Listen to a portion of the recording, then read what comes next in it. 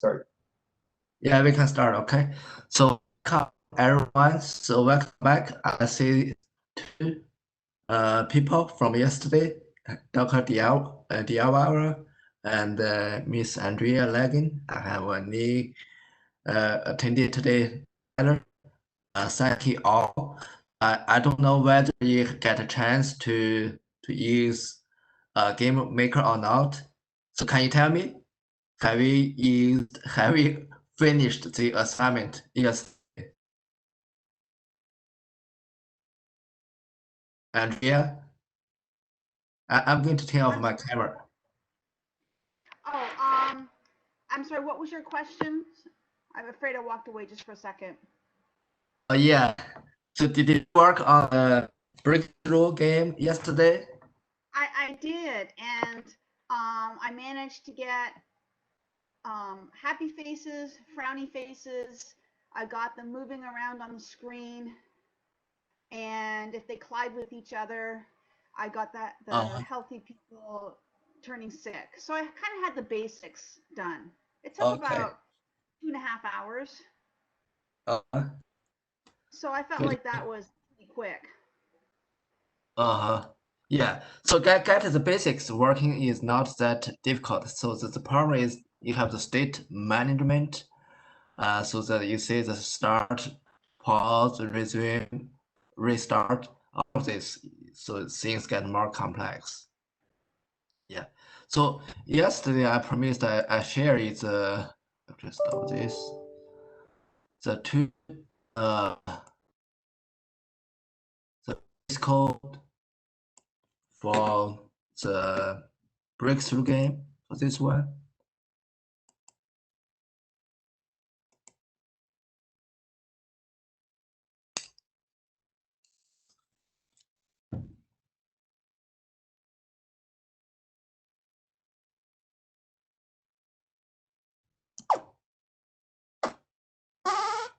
Okay.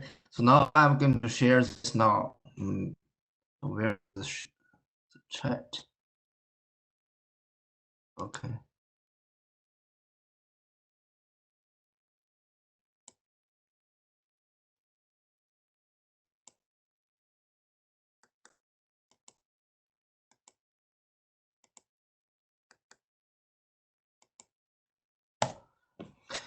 Okay, so this is the link for the breakthrough. The one I just showed you is in drag and drop. So this shared box, drag box, and then the next is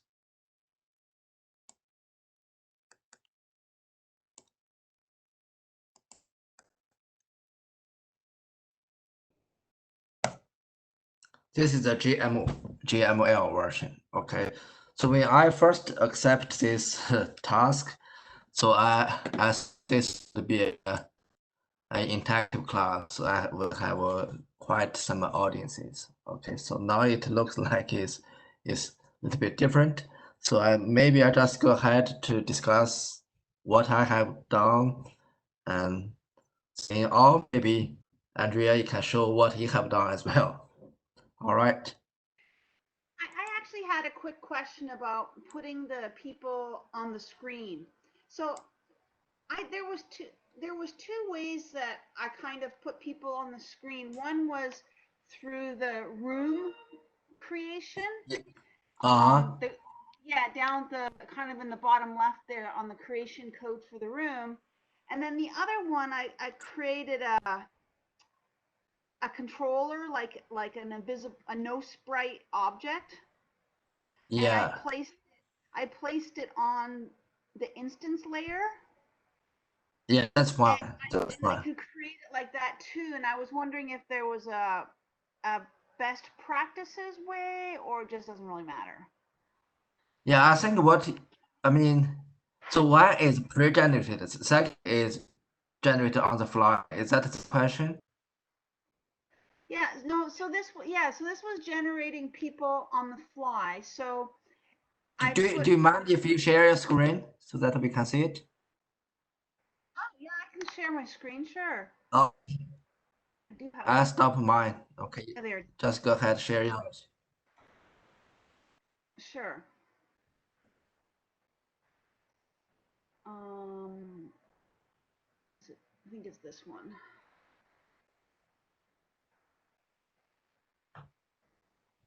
Okay. So if I go to my world, Uh-huh. I have this instances layer, which has these two sprites on it that do absolutely nothing.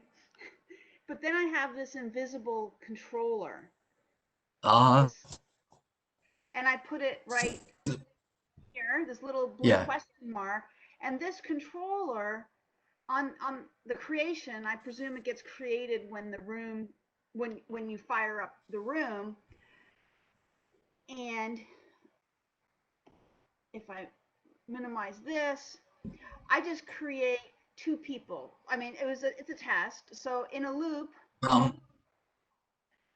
let's see, get rid of this side thing. Okay, so two times I get two random numbers which create my X and Y, and then I create a person. So a yellow icon. In this Uh-huh. particular Yeah, instance, yeah. a yellow icon twice in two random locations in the person layer. So I create a new Uh-huh. layer for people. But the Uh-huh. other place where I put it, where I was playing with it, was, let's see Do you have where a I can different find room? it. It was in the room. This Uh-huh. isn't the room, is it? Let me find the room. Hang on. Still kind of learning my way around this. If I go to, oh, world is my room. There's a creation button, maybe down here.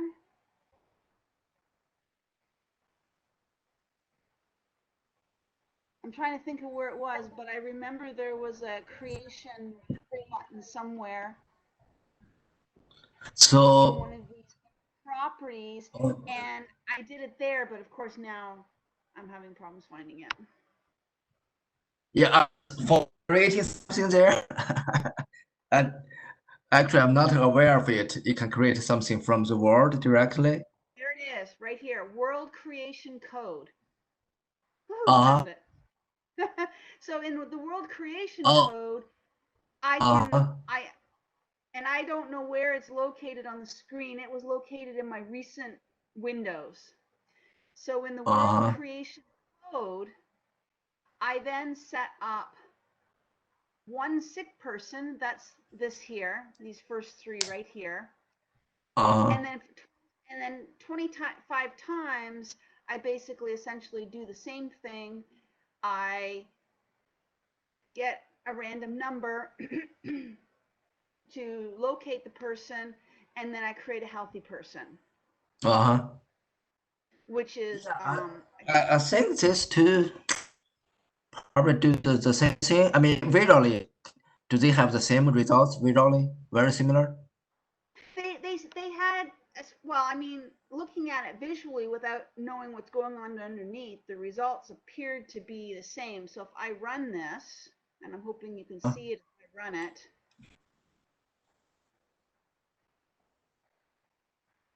I don't have the fastest computer. It'll take a minute or six. It's okay. Um, Yeah, sometimes it takes a okay, little do you bit see the, time. did you see the new Not thing yet. come up? Then I Not might not yet. be sharing. I might not be sharing. I might just be sharing. Okay, let me stop sharing and share I my only see a whole. rectangle. Let me share my whole screen and see if that makes a difference. Okay, I'll share screen one. Okay, let's see what happens if I run it now. So visually, it looked like it made no difference between sticking a non-sprite object on the instances layer or Uh-huh. doing it in the creation code. It made no difference. Do you see that now? Yeah, yeah, I can see it. Looks pretty good. Yeah. So So I would say, um, I think for some short, this is essentially is kind of like constructor, right? Constructor of a class. if we have the initialization is fairly short, I think it's okay. Just put that what do you call it? It's The room room creation creation. code. Yeah, room creation code. But if we have, I mean, a word, a room that is fairly complex, it may need a few controllers, right? And then use a divide and conquer approach. So put this creation into different controllers. So this is indeed actually for when the for the room when the room is created, right? So that Yeah. uh, the controller thing is it occurs when the controller is created. So there's two different things. So the room, I believe the room creation occurs first, then the object creation. So the object include the controller. The controller is kind of a special object, right? So if you stop sharing a screen, I can also show you, I think a part of it, initialization. Let me share mine. So I think part of what it was I have to I think I ran into the room creation code first and then I lost it just like I did today. And so Uh, then I went, well, maybe I should stick a controller on here and see how that works. And so I I- created different kinds of yeah, people actually, controller so I could tell the difference. let me ask you, Andrea. So Yeah. these two can achieve the same results, right? So which do Yeah. you think is a little better? I mean, intuitively. To me, I would think that the controller would be a better place. Yes. Intuitively, I think theoretically the controller is a better approach because it's more modular. You can reuse the object, right? If you just put that initialization code inside the room creation, it's tied to the room, right? So using the controller is a better approach. Also, Yeah. if you look, you see my screen, right? Yeah. Okay, so you can see here that instance creation order. Here, it can Yeah. specify the creation, the order of the creation, because when the word gets more complex, they may have some dependency, right? So their initialization can depend on each other. So by doing this, it can specify the order of creation. So that resolves some conflicts of the order of initialization. Yeah, that uh yeah, I can go through quickly what I did. Do you want to say, Andrea?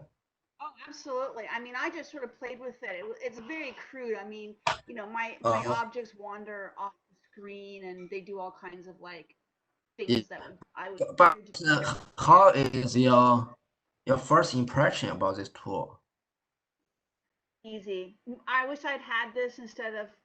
I wish I'd known about this before I had done my class, the coronavirus, because I think I wouldn't have spent so much time in the programming. I think. Yeah. That's why actually I talked to it took it in Um, spring. It took that I mean 551 this past spring, right? I'm sorry. Repeat that. I mean the class I'm saying 551 it Yes. took it in the past spring, right? This past spring. Yes. I took it this past Yeah, spring. Yep. And so at yeah. that time, because I was thinking of the virus as being agent based because it's based, it's kind of based on people. I chose Uh, NetLogo, but I think that had more to do with the fact that I didn't have a lot of knowledge about tools. uh, but And other but I tools that don't I see knew a about, like, yeah. I mean, I don't see a big difference between OOP, between this approach and the agent-based approach. To me, these are more like two different names for kind of the same thing. They are all intelligent, right? You just decide the rules. Yeah, agent may be more specific, for intelligent things, this OOP, I mean, this object-based thing is more general, but I think they use the same principle. You see here, yeah, definitely. I think this is for, I think it's great for some quick, dirty work. So you want to have some proof of concept to see some visual effects. This can be, especially for 2D, can be good choice. Also, I mean the tools for, you see it can be published online, but certainly you need to buy that version. But if you need that functionality pretty often, this can be a good option. Is NetLogo able to publish online to generate web version as well? I don't think it's that easy for You NetLogo. can make, so what I did for my presentation is you can make videos of Uh-huh. your net, like of your thing running, of your simulation running. Uh-huh. And that's what I ended up doing was actually making a video of it. Uh-huh. And there's Yes. video making capabilities within NetLoco that you program in. But Uh-huh. overall, I would say in terms of making code, this is once I figured out how to get the looping going, because it took me a while to figure out how to use the looping. Uh-huh. Um, I would have to say this was faster from zero. So NetLogo, Yeah. you get introduced to NetLogo, or at least you did when I took this class in 410 or four. So the introduction to simulation, one of the leveling classes that you have to take. That's Uh-huh. where I got introduced to NetLogo, which is one of the reasons I guess why I picked it because I knew about it. But even after that, I would say that even after having that introduction, NetLogo is not the easiest thing to program. Uh-huh. Yeah, maybe I found actually, yeah, maybe from we can zero, also include this tool. Uh-huh. yeah, this was definitely faster from zero. I think maybe Like we basically, can you have to include this tool in our introduction course as well, so we can have, since we can have one class or two lectures on this.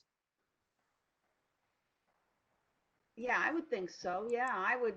I liked this. I thought it was. I wish I'd known about it sooner.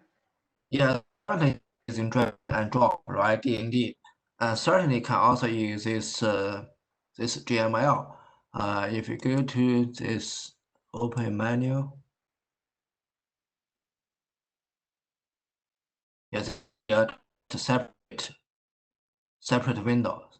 So the design is getting much better. So it can be a totally separate window. You see here, uh, generate new window, and you see the scripting left and GML. Right, so it is, there should be controls, or not controls, what was it? Game, pass, file handling. Yeah, just let me just do a search, okay? Want to for loop there.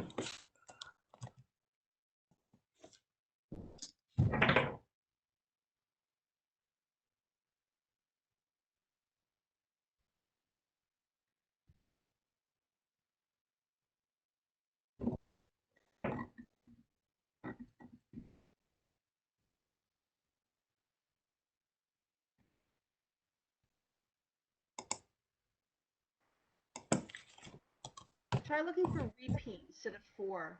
I don't know if it's anything like the drag and drop, but in the drag and drop, it was called repeat. Repeat, right? But there's for loop, repeat.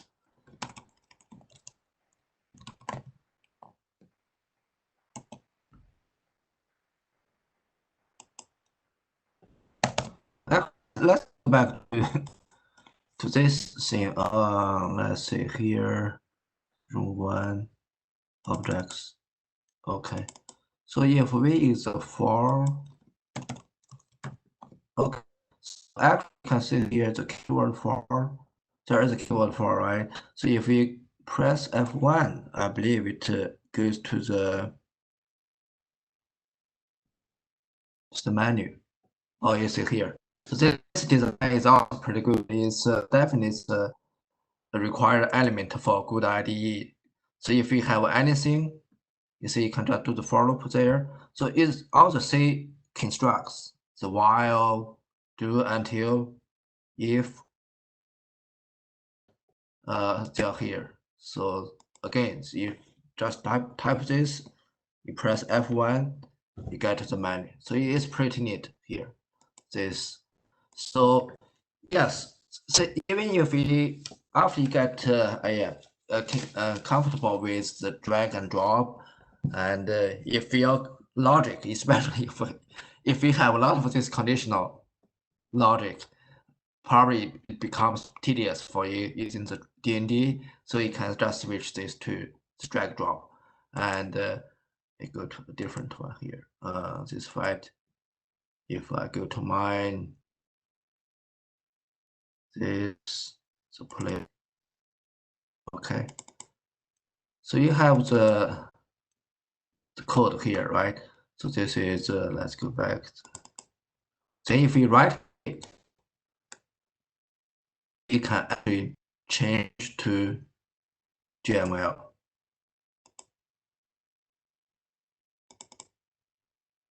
Then you can see the code. And that's what you can convert this to D&D as well. Okay, also it's not be that flexible as this direction from zero to this GML is more, I mean, it's easier to do. Okay, so this, yeah, going back to the website thing, let me show the part we did. Try do this again. So here, that's seeing the software. So this is, yes, there's a video here, but this is an online version we generated using Unity. So this is recorded the traffic simulation, but still, the good thing about this is this interactive. So it's not just like you just watch a recording movie. Your point of view is fixed. No, this is not. So we can just still select it plays the simulation and view it from different perspective. I think it takes some time to download this data from the website there. You see here, you see OD website here.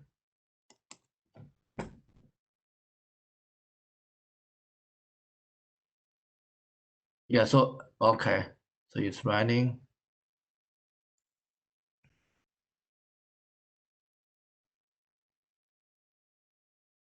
We have the file. We have different scenarios. So for this, for the number of cars, we have 43. Okay, so simulation time is, I believe, is 356.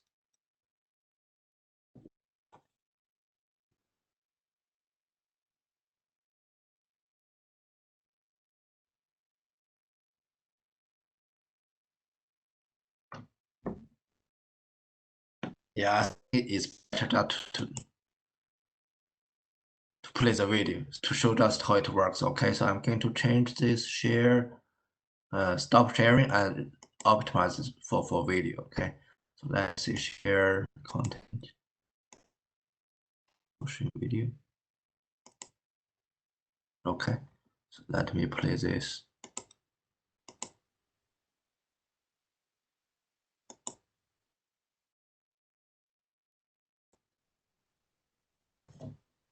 This is just a recorded video of the execution of the program. This is a part of the city. That's about, I believe, 1,000.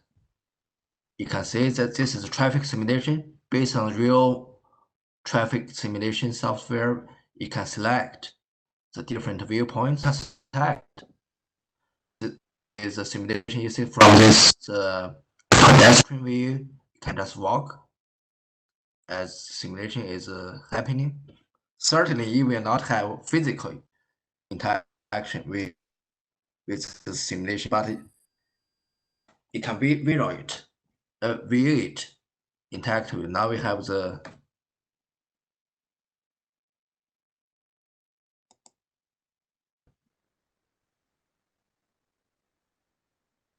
so it's a third person view of the car. We can also get into the car. You see that. Okay, so that's the inside driver view.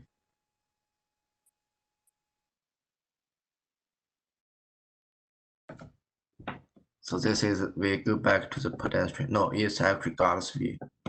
So we can select different scenarios. Okay. So the good about the generator web version is you can easily share it. So people don't need to install your software and they can just go to your website. So it's a good way to disseminate work. Okay. So Andrea, you have comments, questions so far? I love that simulation. That would Yeah, be a lot of work for me. it was not easy. Actually, we published, I think we published 2 journal papers already, and we get very good reviews for that one. That simulation is not trivial at all because what we did is actually we generated it's the front end. The the simulation is visual. So we have back end simulation is called a microscopic traffic simulation. So the cars are simulated at each car level. Okay, so that is the car dynamics, whether it's a passenger sedan or it's a truck. These are considered. These factors are considered, like such as the braking, these things. Okay, that is called microscopic traffic simulation. Like what we are doing for this virus simulation here is also microscopic because we are modeling each patient. But for large traffic, that is okay for small part of the city, maybe at a city like Norfolk.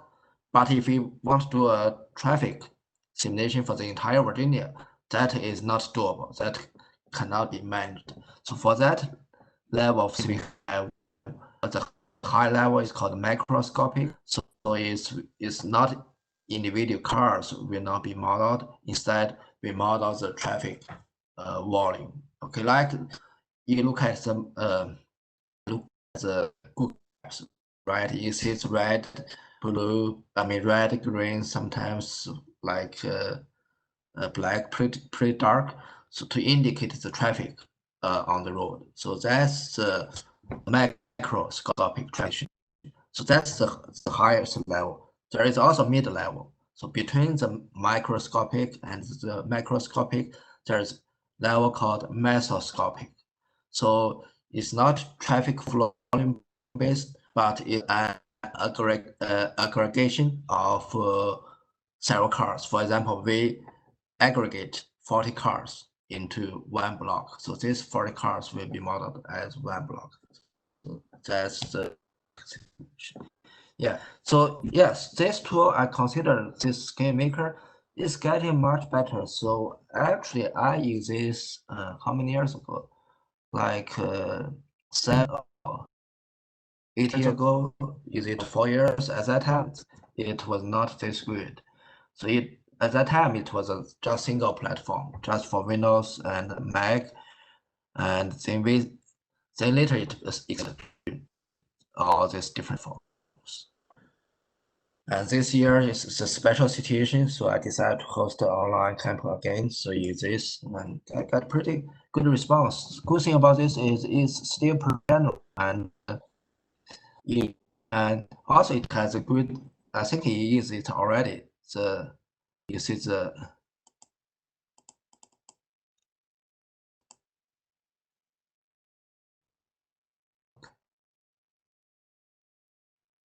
see my screen?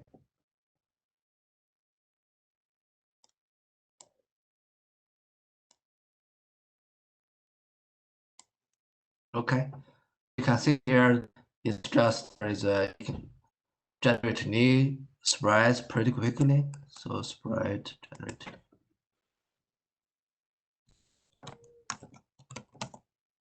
And you can add different things, right? Go to the sprite editor, edit the image. There's some pre-generated you see here. You can generate this. The top part is would be just outline.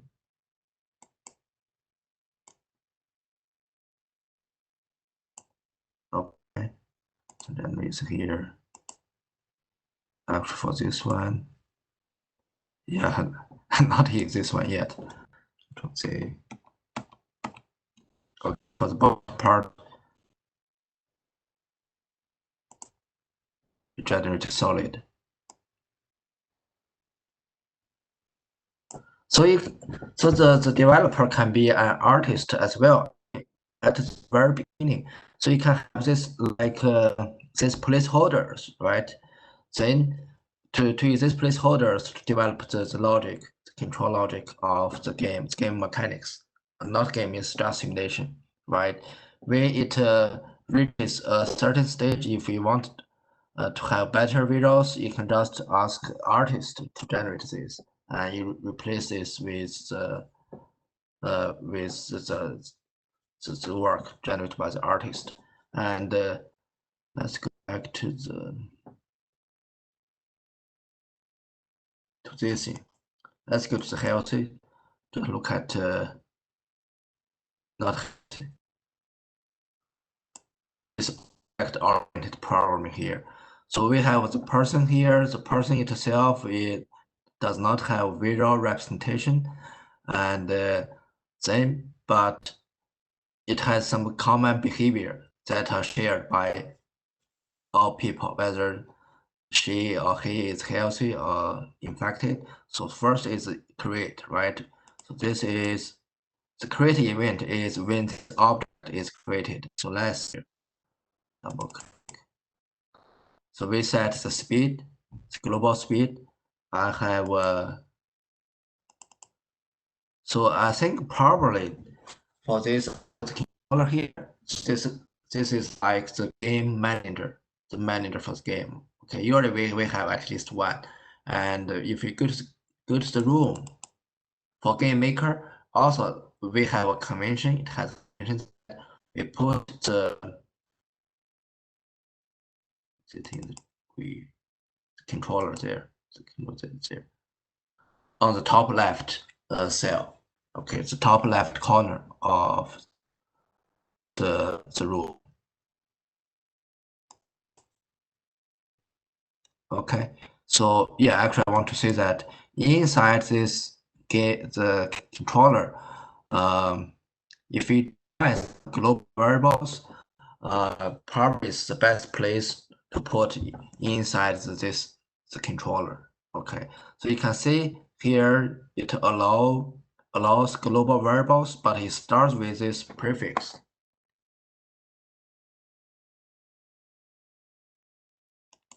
The global.radius. So it is a good way of sharing information. Usually, we should avoid global variables, right? So that's kind of one pitfall of this program we should avoid. But GameMaker makes this kind of compromise so that makes things easier for us. Okay, so it allows us global variables, but with a prefix. So it is easier for us to know, to remember that this is a global variable, so we must be careful. Okay, so this is yeah, we define these global variables here.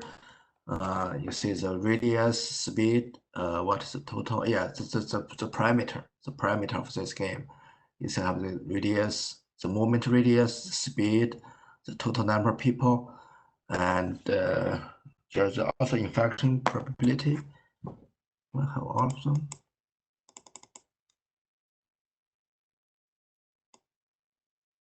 Yeah, actually, I have a few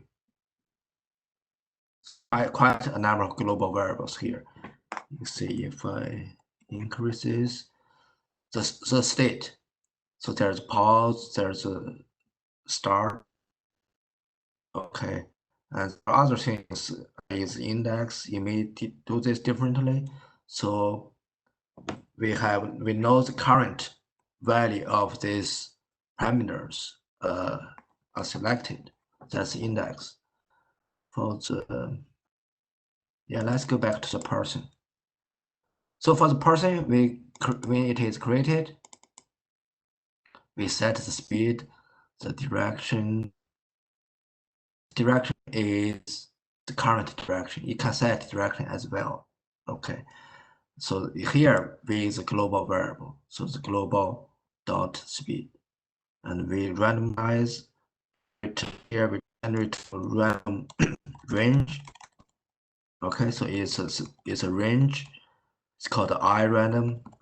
Also, if we press F1 here, I think you get the. No, this we don't. So this for this help, we just get about this block, but it is not bad. You see, if I click here, you press F1, it's set arm countdown. Okay, it's still pretty good.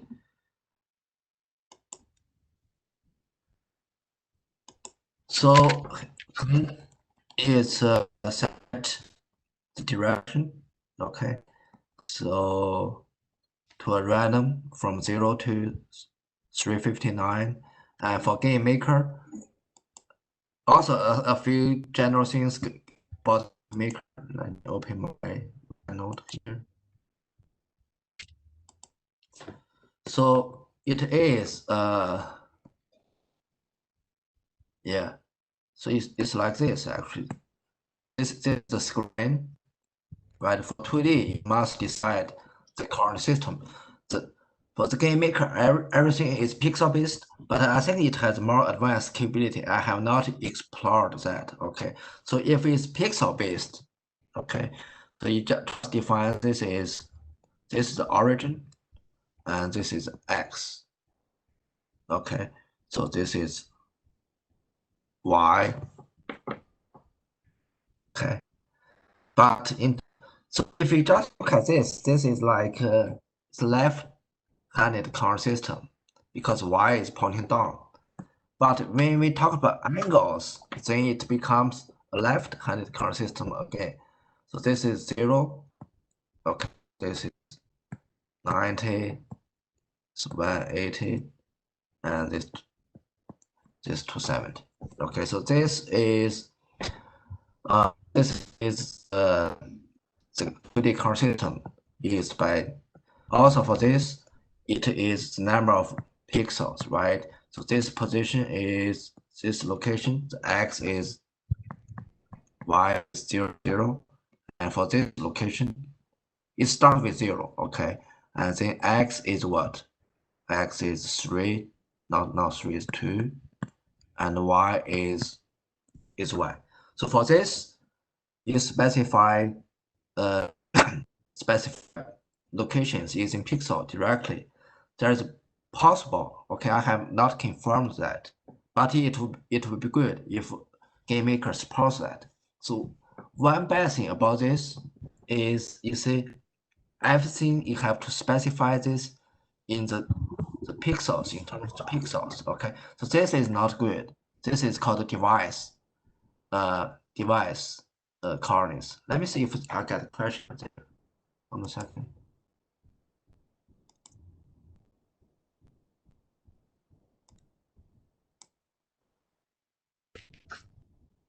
Okay, I received a question there.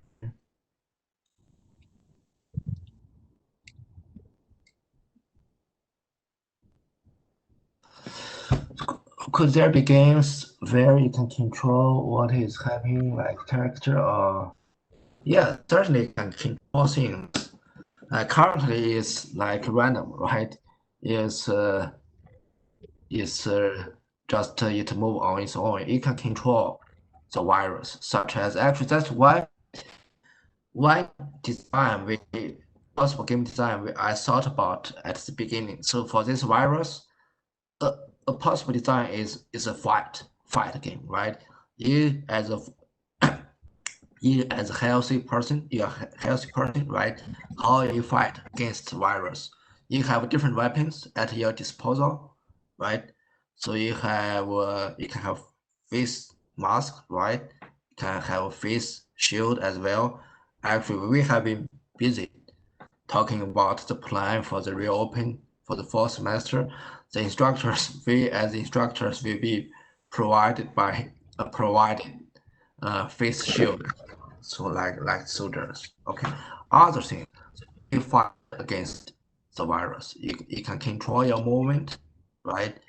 And yeah, it is typical. So certainly you have this playable, you as a player, right? So you control the character, and they're non-playable. So currently everything is non-playable. So you just observe. But so as I said, this is a simulation, it's not a game. Okay. So game the screen card is here. So if you specify everything just in screen coordinates or device coordinates, that's very inconvenient, right? You have real-world simulations at different scales. You can easily imagine. For example, you can have this solar. You can have, yeah, let's just go to add one page, right? You can have a solar system, this sun, right? Have a Earth, then you have moon, right?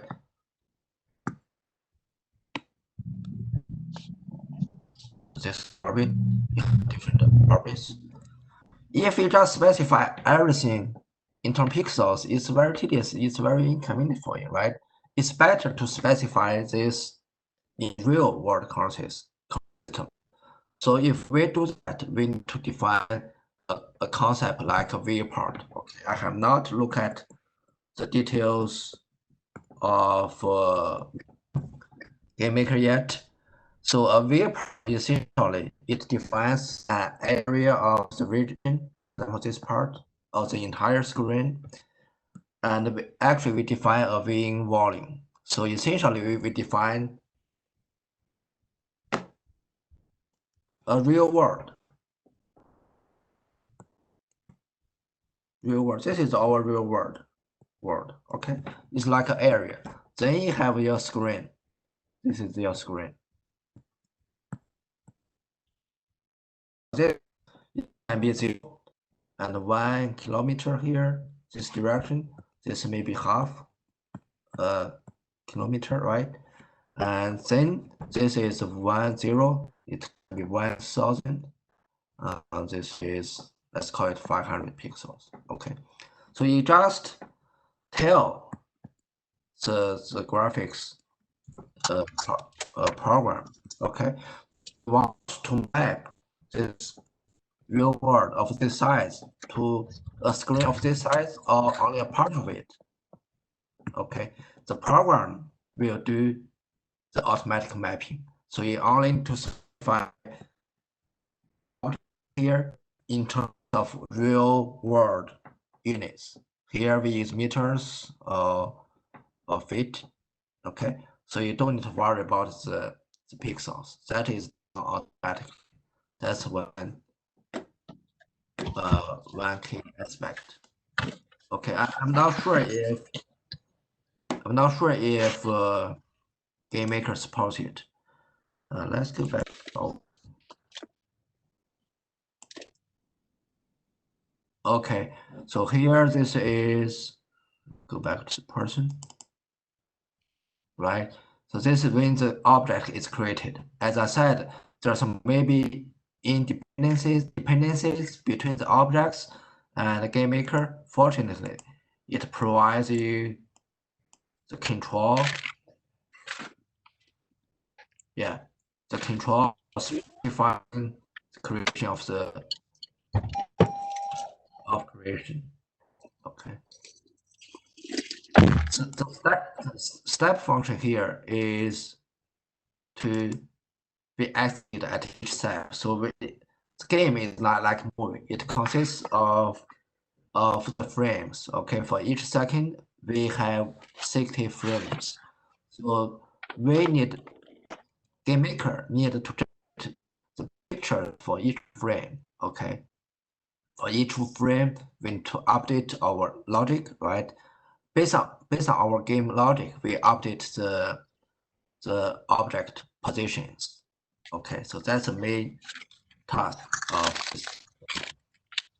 Someone is, let me see, the mic is on.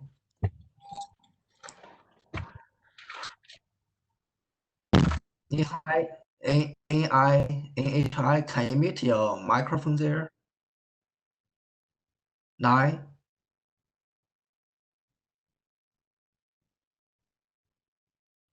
Okay. Here we just use, so for the radius, we just, you see, we use this concept, right? GameMaker can you refer the original location with the position when an object is generated. Okay, so we are going to use compare is called X start, Y start. This is the original location. Okay, for each step we compare this. Okay, we call it, so it's the radius is R. We need to check this X minus X start square plus Y minus Y start square less than or equal to R square. Okay, so if this is satisfied, we know it is still inside the range. If this is not satisfied, then we will need to change, right? Make some changes. Also, you notice here, so this is one implementation. The second implementation is like it is this. Okay, X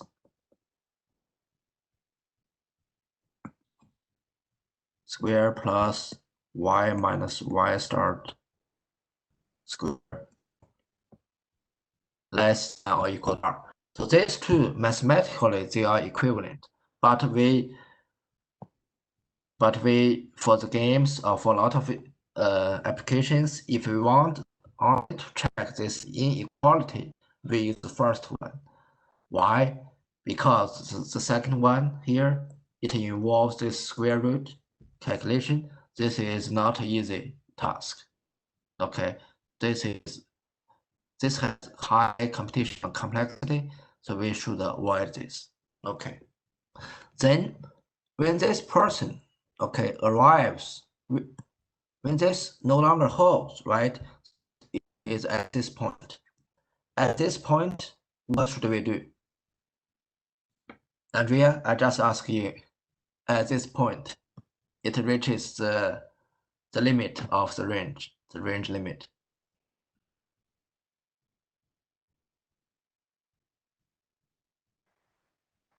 Sorry, I'm not sure. I mean, I'm not sure what you So here are. you see, well, we can set a radius for the person to move, right? So we use a circle or sphere. Circle is a circle because we are doing a 2D, right? So when it reaches to the bottom of her movement, right? If she continues, then it will be outside the allowed range, right? Well, So wouldn't you just set the movement to be less than R, and if you find out that they've gone around it, just reset it back? yeah, Can you not just so cut them off from moving? are you seeing just this? So what I'm saying is, if she ends up outside of the radius R, Uh-huh. can you not? Can you simply just not cut like cut her movements? In other words, you're free to move right up until you hit R, and then at R, Okay. it's like you're on a leash, and I'm just gonna stop Oh, you okay. at R. right? Then in that case, the person will be stored at this point, so it will stop moving, right? So Yeah, so you can kind that of pretend that like is you're not on a leash like a dog. yeah, that is not a best solution. A better solution would be we just, I mean, currently if it moves, so in not OpenGL, in GameMaker, if we don't change it, it's still like a state. It moves along a fixed direction, right? So the beginning is like this, right? Move, move, move, then get here. Then at this point, we can just change direction, right? We change direction to this random direction. So the direction would be changed would be, so you see here, this is relative to the original direction should be more than 180 degrees. Okay, so this is 0 degree, right? It's 90 degree relatively. Okay, so actually more than 90 degrees. Okay, this is 180. If we have 180 in relative direction, then it will just go back to real direction. Okay, so in GameMaker we have different it provides different approaches for us. Okay, so there is one is here. So you see here if this is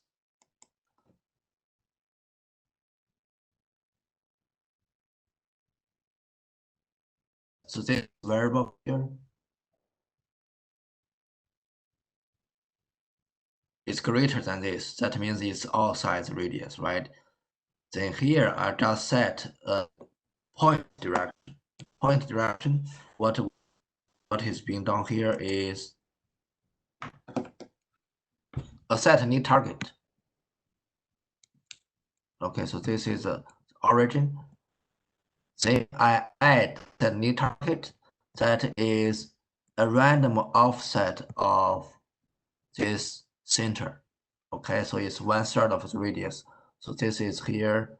Okay, so then continue to move here. When it approached the border, then I add 1/3 randomly to see maybe here 1/3 of this. Okay, so this is one approach. The second approach is you just change direction directly, the relative direction. Yeah, let's go back. So set, let's do a search. Okay, so direction, right? So let's see what is this? Set direction faced session. You see, we can do this. We can do I random between let's say 135 to 180. Let's add 45 is to 25. Okay, so it relative. Okay, so if I do this and if I remove this, actually here I added, you see global radius of, I mean half of it. If I put those on top.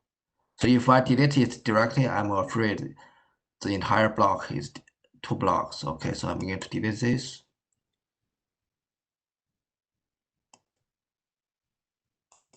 Let's see the results. So it had a lot of jittering.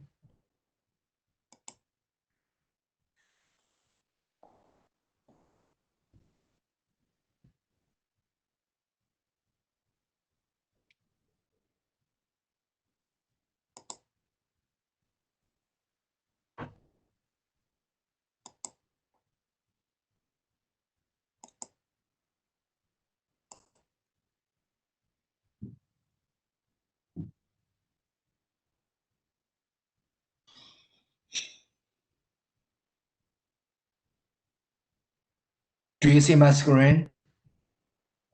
The game is running. Yes. Okay, so let me increase the radius.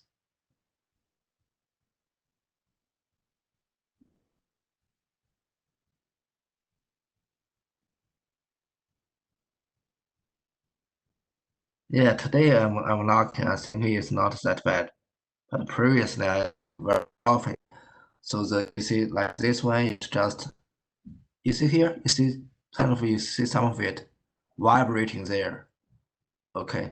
So what I'm saying is so it's practically it should have very similar results, but practically it may be the implementation, it may be the limited precision of the numbers, so the results are different. Okay, so here, yeah, I also checked whether the top is less than 100. This is the area.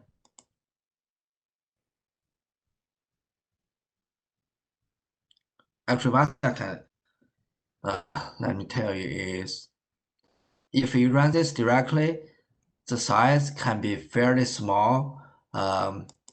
If you generate, okay, so let's see if I have it here. Okay, find it.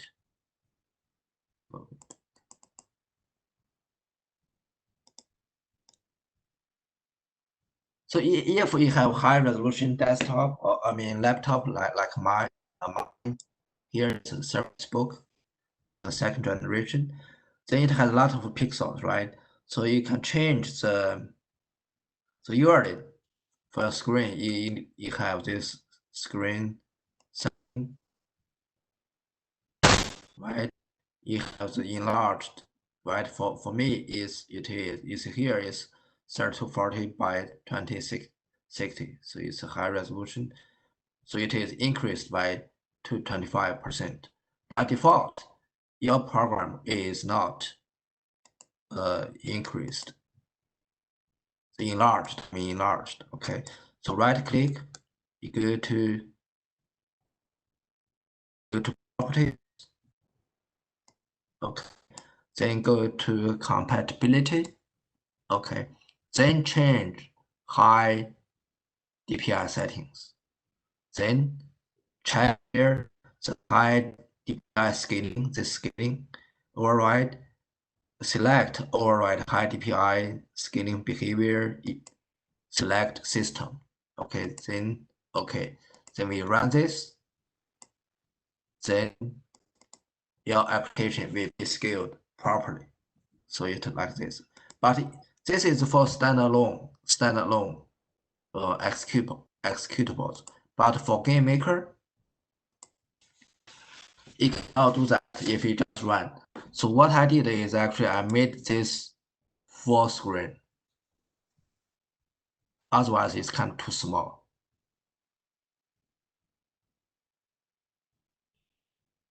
Okay, so let's see. I think I did it in the game controller.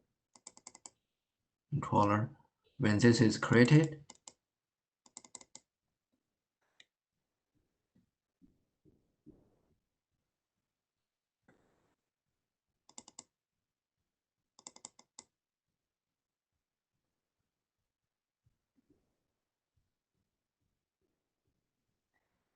oh, another this editing is you just select this corresponds to different blocks. Let me see here. Here it's not controller draw.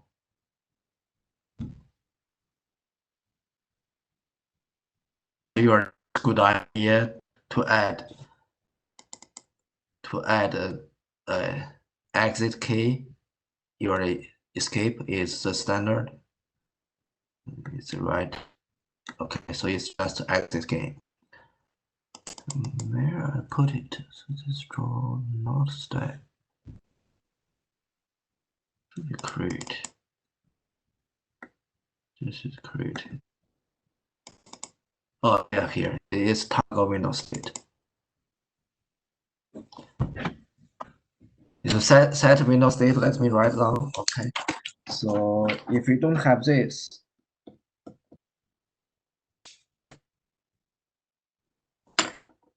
let's delete this.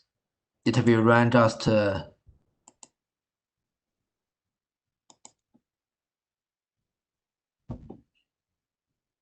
in a standalone window. So I have no control of the scaling. I did some search, didn't find any. You see, it's very small. Okay, stop it. Then what happened to my GameMaker? It's here. Okay, so let me add it back. It's called the Windows state.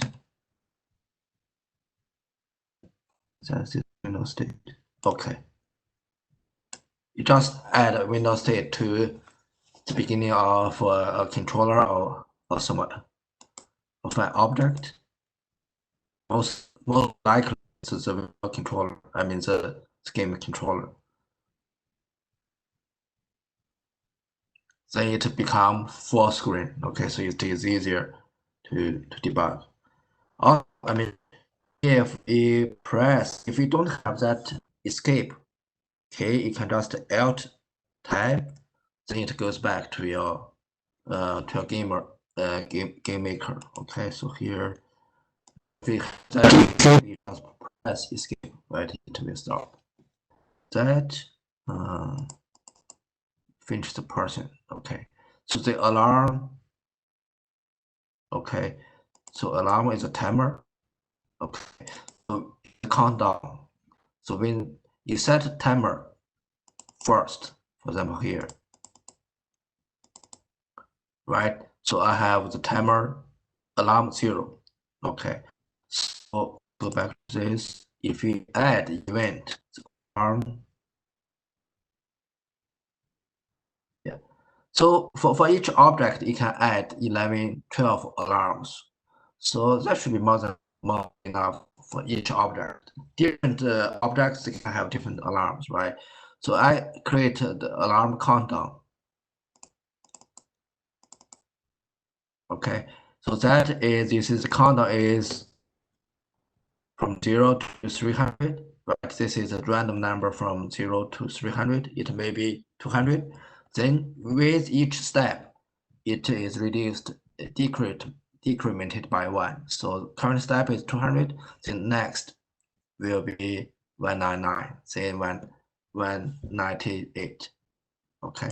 So when it is 0, then alarm 0 is triggered. Okay. So here, then do some yeah, do I have that pause? Yeah, I need to check whether it's paused or not. Maybe if it's paused, everything should be paused. You see, if the pause is false here, I trigger another alarm. So this alarm 1. Then go to alarm 1. Then it's again. So when alarm 1 is triggered, then it count down, it generates alarm 0. So it's like a loop here.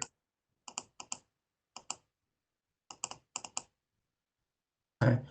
So as you see, this is the shared behavior for the person. Then for healthy person, then you have this all this 4 create step alarm 1 0. So grayed out means it just is the parent. Here you can see the parent. Yeah, the parent. Select different objects. This is pretty neat. Okay, so if we have, otherwise all this code will be repeated. So it is a lot of effort, and change one place in it, change other places as well. That increase the chances of having errors. That regarding the game, I mean there are a lot of this game. See here, just so this is my version, just as an example, right? So currently, so the model itself is not very accurate. So anything, right? Anything they touch each other, they can the contract, the healthy person contracts the virus. So we can make this model better, right? So we can generate, you see, some like superstar, supermarket, Walmart, like this circle here, only inside this circle, right? This range, then people get has higher, at least higher people have higher possibility getting infected. So that is one improvement can be easily done because it's just circle, so it's easier. And that is actually also Andrea, Dr. Hong Yang. He is he's the instructor for your course 551 this past spring, right? I showed him this. So he is pretty interested because yeah, he did something similar, not using net logo. I think he used the R, that R statistics package. So that is less capable than the net logo. And he suggested that maybe actually we can do some yeah, for this is you see the Walmart, maybe we can add, yeah, so this rec center, right? Some parks as well. What also he suggested maybe we can add, instead of moving randomly, we can add some road as well. Okay, so you can see that currently they have collisions, right? But there's no response to the collisions. So this is easier to handle. There are no bouncing back except for the borders. So it's just bounce back along the borders. If we don't allow these two, they kind of overlap there.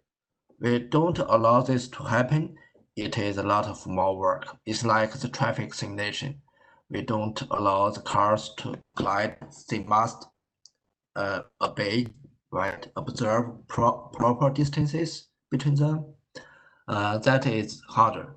So Dr. Yang suggested maybe we can do some, yeah, to see just the movement, right? So currently the movement of the people definitely are not realistic. If we can generate maybe some rules, right?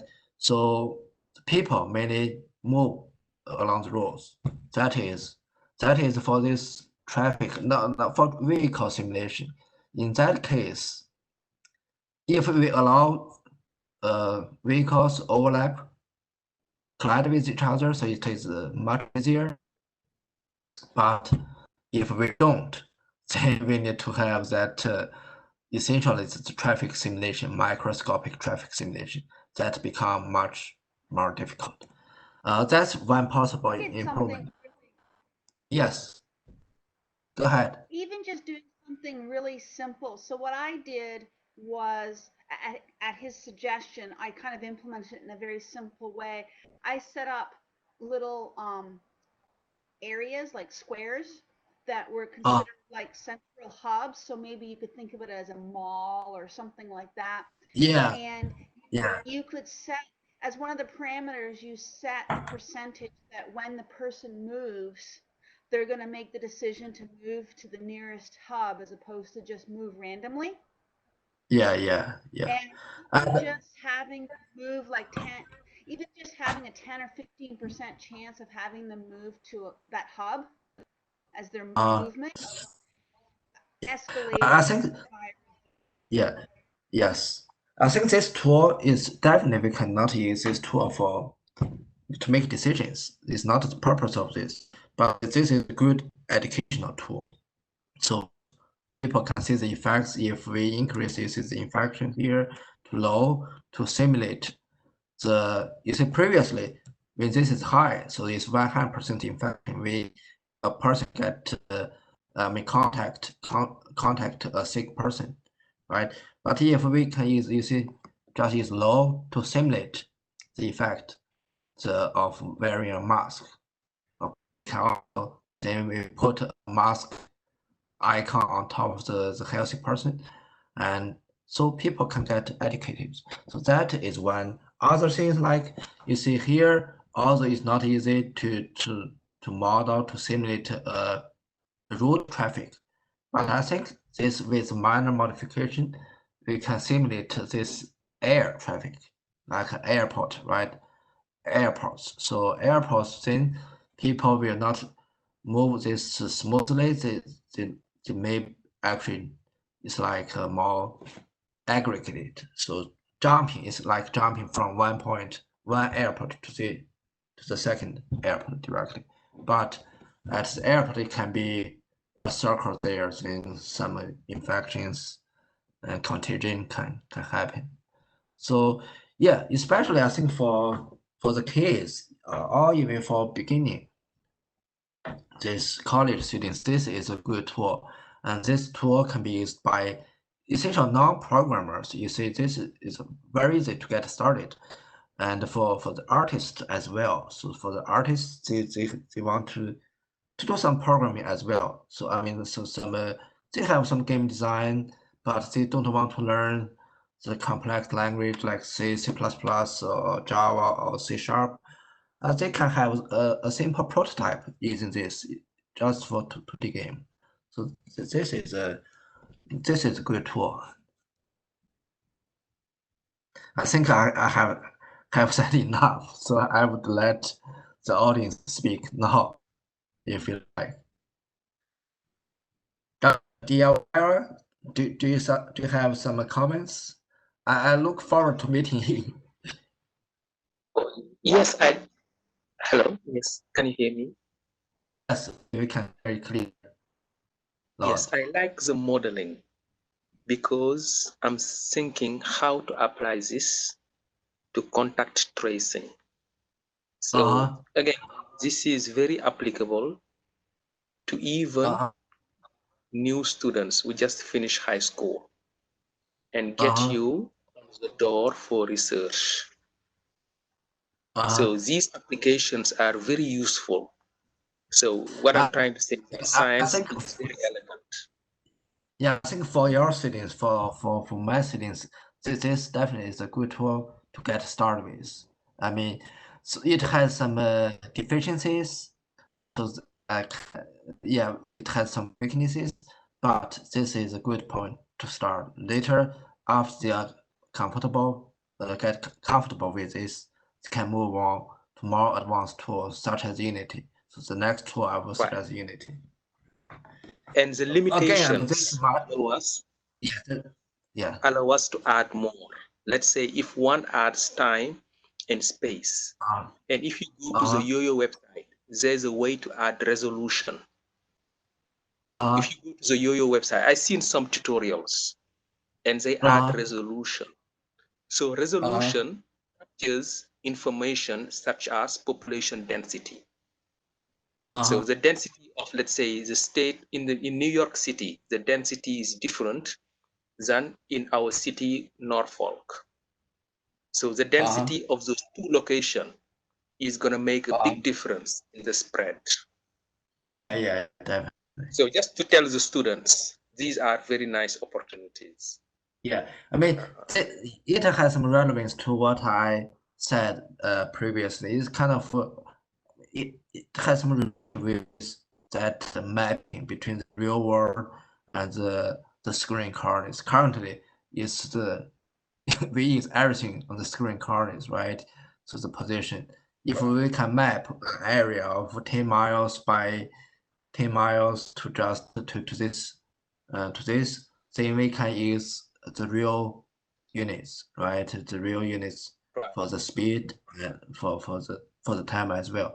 So certainly, I mean, the one thing that can be improved by is the mathematical model behind this. I mean, it can be very difficult, but if we can write a program, and that can be very easily replaced. So that's also one. It's not just the advantage for this. It's kind of for any this graphics tool. If we have good design, the front end, the back end can be very well separated, and one model very easily replaced by another. Work with very little effort, and that can be easily done. Yeah. So currently, the thing is, yeah, definitely, I will try to work on that further.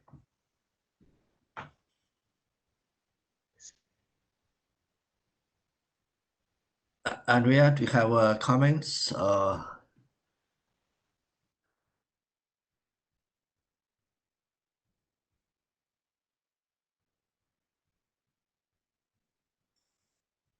We have a participant, Tyler. Tyler, do you have questions? I know this is your first session. Feedback there.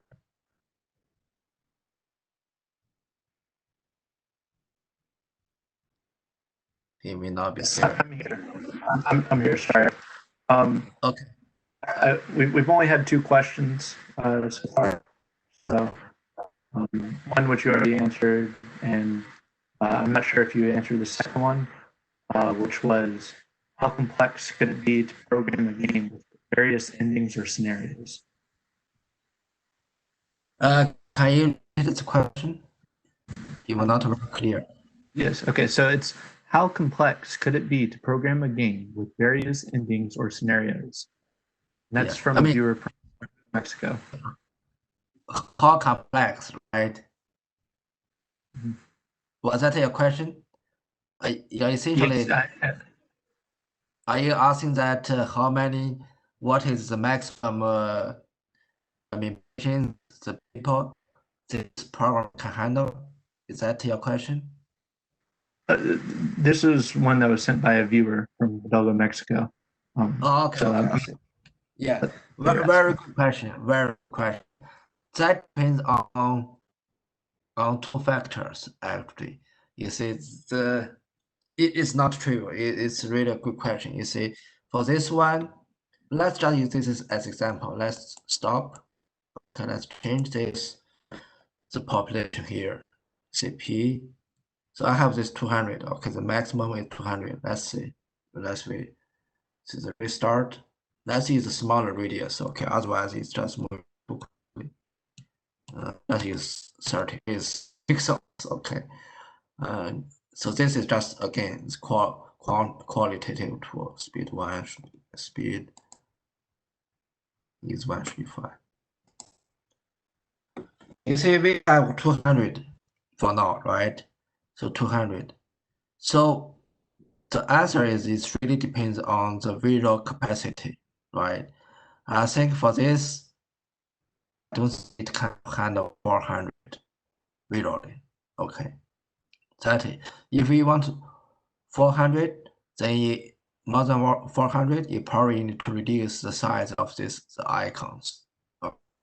So maybe just use a dot, small dot, right? Red, different color, red, orange.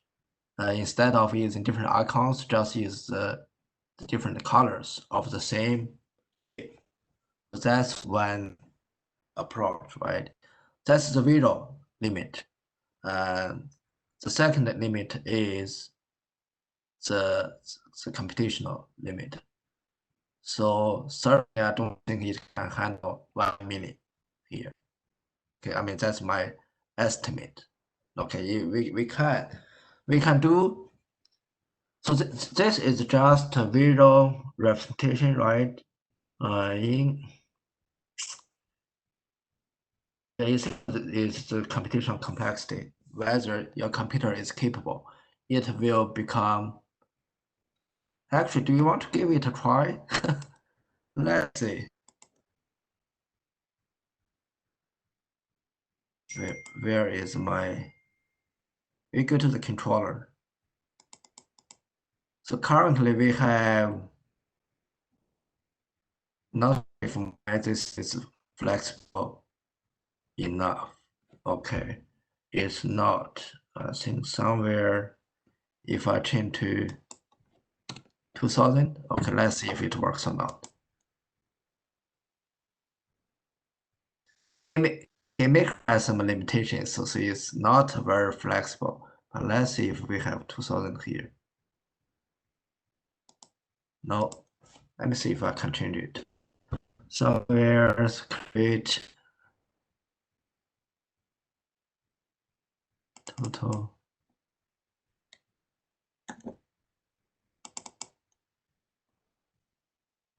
Value. Okay, so we have that.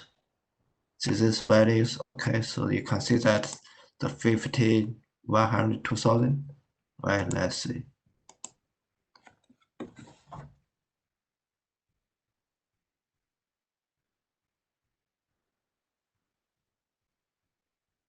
So we are going to change population 2,000. Let's see if it works. Now did this, okay. Haha. All right. Let's restart to infection, low speed. This, let's see.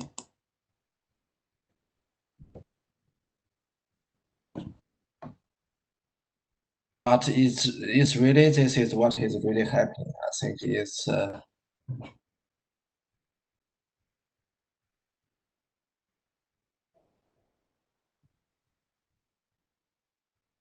final shape, this kind of things they look like a virus. Okay, this thing I have to admit this is a scary time. Scary time. Okay, so here, so going back to the question, to the limit content, there's two. Let's try it again. Why don't just use 20,000?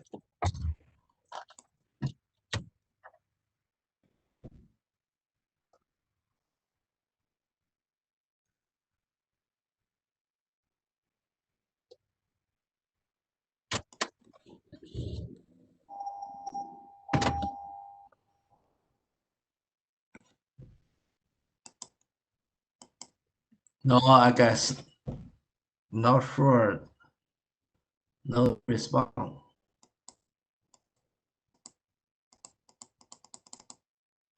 Yes. Okay. You can see if it's taking time to generate that. Let's see.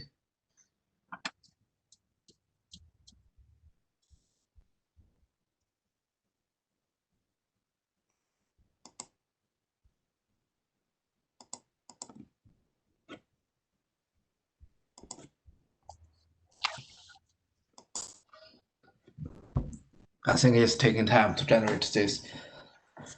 So you see 20,000 is kind of the limit already.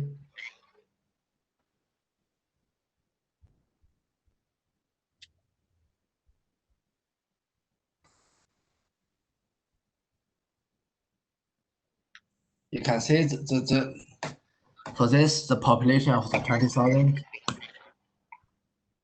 is microscopic approach is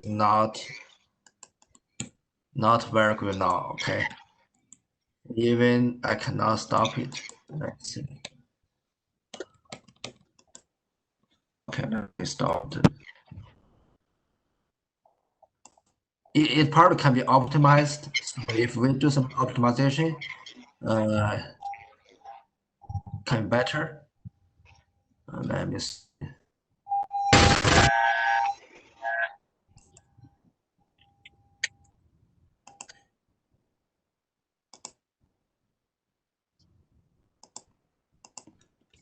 Hold on, I got to okay.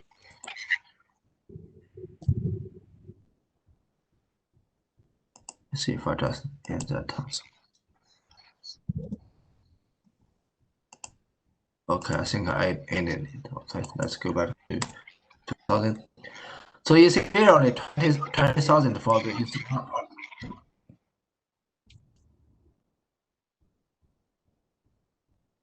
I think someone gets.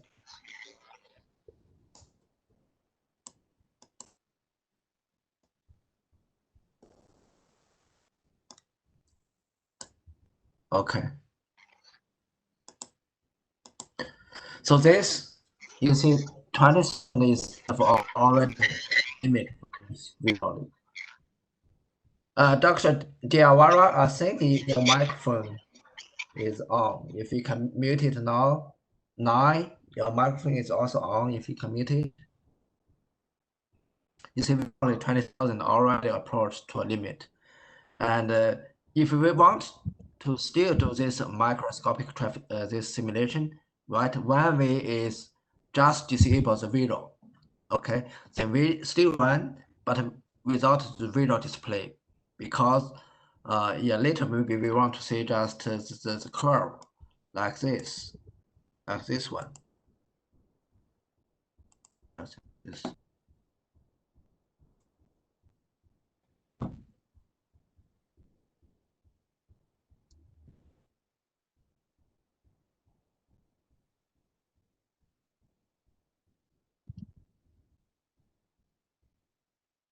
Yeah, it's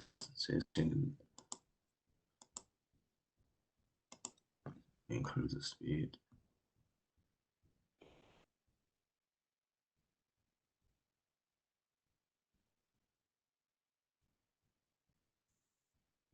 Okay, so instead of displaying this, we let this run back in back end. Okay, so we want just to see the results here. Yes. So you see here, this gives us some indication here. At the beginning, it's slow because the speed it was pretty slow. Then it picks up. Now it's not too bad. It's like linear, right? It's like linear, not exponential. So you see, this is one way of doing it, and this is for this microscopic level, right? If we have these millions, hundreds of millions of people, right, they have other models at higher level.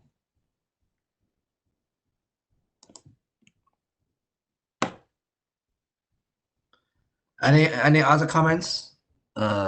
Questions? See.